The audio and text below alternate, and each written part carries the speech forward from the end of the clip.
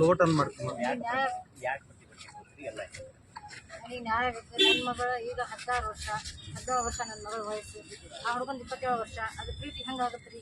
ನನ್ನ ಮಗಳ ಇದ್ರೆ ತಪ್ಪೈತಿ, ನನ್ನ ಮಗಳು ತಪ್ಪೈತಿ ಅಂತಾರೆ. ಅಷ್ಟು ಸಣ್ಣ ಮಗು ಅದು ಹೆಂಗೆ ಇದಾಗುತ್ತೆ? ಕೊಲೆಗೆ ನನಗೆ ಏನು ಸಂಬಂಧ ಇಲ್ಲ. ಅವ್ರಿಗೇನು ಅವ್ರವ್ರು ತಪ್ಪು ಮಾಡ್ಕೊಂಡಾರ ಮಾತಾಡಿ ಅವ್ರಿಗೆ ಶಿಕ್ಷೆ ಕೊಡ್ರಿ. ನನ್ನ ಮಗಳು ಪದೇ ಈಗ 8 ದಿನ ಆತನ ಇರ್ಲಿ ಬಿಡು, ಅವ್ರಿಗೂ ನಮಗೆ ಎದಕ್ಕೆ ಜಗಳ ಅಂತ ನಾವು ಸುಮ್ಮನೆ ಆಗಿಲ್ಲ.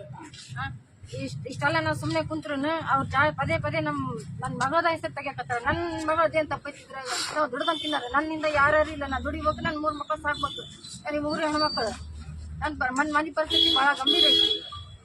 ನನಗೇನು ಪರಿಹಾರ ಕೊಡ್ತೀರಿ? ನನ್ನ ಮಗಳಿಗೆ, ನನ್ನ ಮಗಳದೇನಿದ್ರೆ ತಪ್ಪಿಲ್ಲ.